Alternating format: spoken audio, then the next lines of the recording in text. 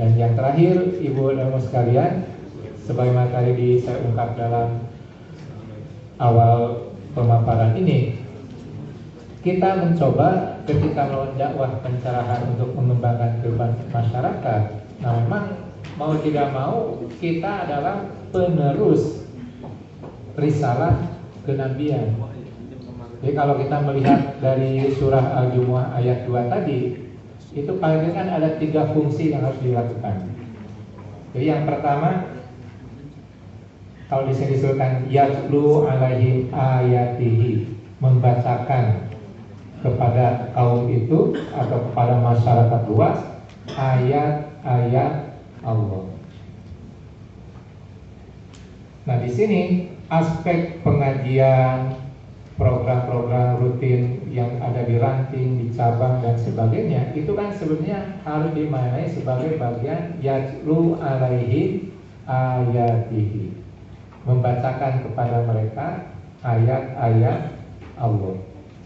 Nah, tentu di sini harus lebih dimaknai secara berkemajuan juga, bahwa makna membacakan, meskipun tentu di situ ada persoalan terminologis antara tilawah dengan qiraah. Nah, ini tentu kita harus meningkatkan, katakanlah graduasinya menjadi qiraah, bukan sekedar tilawah. Mengapa?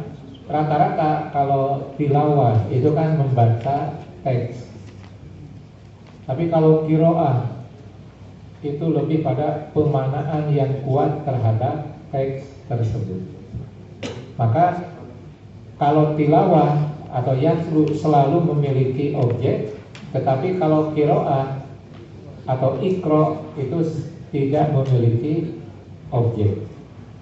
Nah, ini dari segi istilah bisa kita lihat perbedaannya antara tilawah dengan qiraah. Maka kata perintah iqra dalam surat Al-Alaq itu tidak memiliki objek.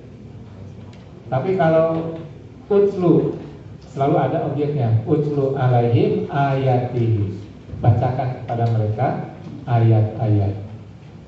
Nah, yang kedua, wa yuzakkihim. Ini bukan persoalan yang ringan untuk dilakukan. Melakukan pensucian atau penyucian pada aspek rohani kita. Nah, ini sebetulnya sinergis menurut pemahaman saya antara tilawah dengan tazkiyah, itu memang menjadi katakanlah dua gerakan yang simultan dan kemudian juga bersinergi. Ini mirip dengan katakanlah pemahaman kita mengenai kaidah ilmu. Misalnya begini, ada seringkali muncul kesalahpahaman atau kekeliruan. Ilmu itu sebetulnya dicari atau dituntut sebetulnya? Kalau saya boleh bertanya, ilmu itu dicari atau dituntut, Ibu, Bapak? Dua-duanya keliru. Dicari.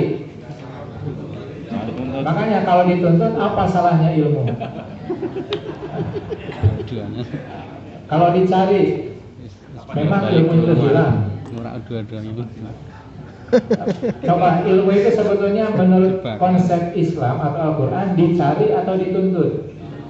Dipelajari. Dicari atau dituntut? Dipelajari. Jadi kalau kita kembali ke Quran, ternyata ilmu itu diberi. Iya, tidak dicari, tidak dituntut, tapi diberi. Al-Mujadilah dibaca dulu. Itu hadis, kan lebih tinggi Al-Quran. Itu diberi. Nah, ini kan ada hubungan yang disebut antara konsep tazkiyah. Semua yang terkait dengan ilmu tentang al-hikmah dalam Al-Quran itu semuanya diberi. Nah, berarti ini kan kita juga harus merombak katakanlah filsafat pendidikan di Muhammadiyah. Dan ini kan yang tidak sampai atau tidak katakanlah belum pernah banyak dilakukan. Nah, mengapa misalnya Kiai Dahlan kalau sudah berbicara tentang rasionalisme atau akal, beliau tidak pernah menyebutkan akal itu berdiri sendiri, tetapi selalu tergantung dengan yang di atas. Maka beliau menggunakan istilah akal yang suci. Akal yang suci itu kan sama konsep ilmu yang diberi dan orang yang diberi itu dalam keadaan yang suci. Mengapa? Nah, yang kedua, alasan yang kedua, karena ilmu dalam pemahaman agama kita sebetulnya itu adalah juga cahaya. Iya, dan itu kan dipraktekkan oleh kita sejak sekolah kan, nyontek tadi itu, al ilmu nurun katanya. Itu yang terkait antara konsep tilawah dengan tazkiyahnya. Nah, kemudian yang terakhir, nah ini lebih berat lagi, wa yu'allimuhumul kitaba wal hikmah, mengajarkan kepada mereka tentang kitab Al-Quran dan hikmah. Saya mohon maaf belum sempat lihat di tafsirnya. Kalau berdasarkan terjemahan, hikmah di situ adalah sunnah. Nah, nanti kita coba lihat dalam jeda setelah saya apa sebetulnya yang bisa kita lihat dari 3 kata kunci yang terkandung dalam surah Al-Jumu'ah ayat kedua tadi. Nah, mungkin sudah 20 menit ya Mas Dinan.